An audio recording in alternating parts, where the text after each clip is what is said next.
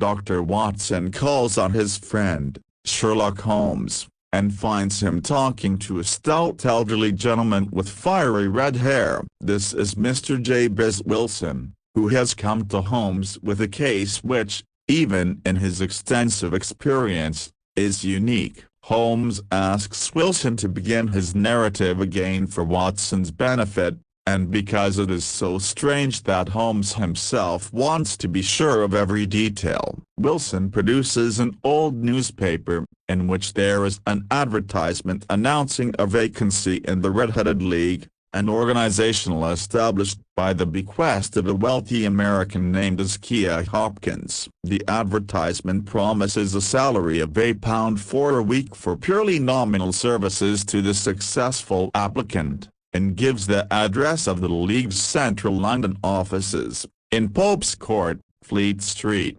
Mr. Wilson is a pawnbroker, who has a small business in Saxe-Coburg Square, near the city. He employs one assistant, a man named Vincent Spaulding, who has agreed to work for half wages while he is learning the trade, a financial sacrifice which Holmes finds remarkable. It was Spaulding who showed the newspaper advertisement to Wilson, with the remark that he wished he had red hair. Spaulding seemed to know all about the Red-Headed League and the bequest of the eccentric red-haired millionaire, Kia Hopkins, so Wilson accompanied him to Fleet Street to apply for the vacancy.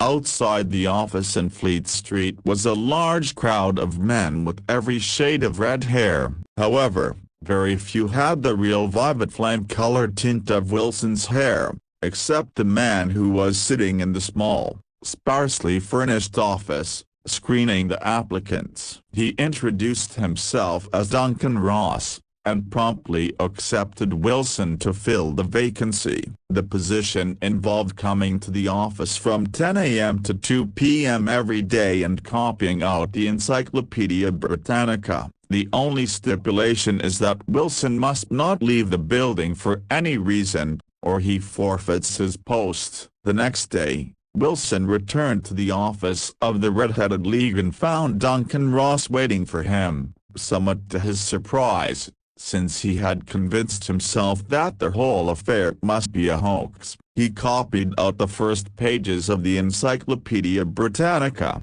beginning with the letter A, and left promptly at 2 p.m. This routine continued week after week, with payment being made every Saturday in the form of 4 gold sovereigns. Then, after 8 weeks, when Wilson had copied almost all the articles under the letter A, he arrived at the office to find that the door was locked and a piece of cardboard was affixed to it, announcing that the Red-Headed League is dissolved. He then came to consult Sherlock Holmes. Holmes is amused and intrigued by the case, and is particularly interested in Wilson's assistant, Vincent Spaulding. He asks if Spaulding's ears are pierced for earrings, and Wilson confirms that they are. Holmes promises to look into the matter, and give his opinion in a day or two. After Wilson has left, he declares that the mystery is quite a three-pipe problem and settles down to smoke in silence and concentrate his mind.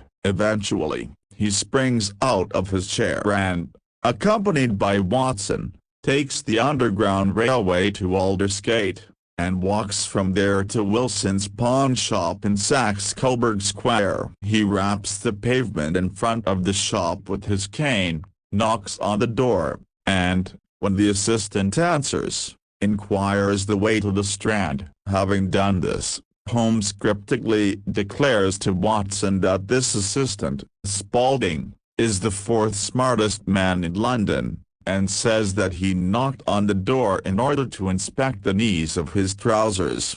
Holmes explores the road behind Saxe-Coburg Square, which is one of the main routes into the financial district of London. He and Watson then spend the afternoon at a violin concert, after which Holmes reveals that he believes a serious crime is about to be committed, and they may be in time to stop it. He asks Watson to meet him at 10 p.m. that night, and to bring his army revolver. At 10 p.m. that evening, Holmes and Watson travel to the city, accompanied by Peter Jones, a police detective from Scotland Yard, and Mr. Merriweather, a director of the City and Suburban Bank. Merriweather guides them along a passage and into a cellar below the bank, where 30,000 Napoleons in French gold have recently been stored. They wait for over an hour in complete darkness, until they see the glint of a light between the stone slabs that cover the cellar floor. A hand from below thrusts the slab aside,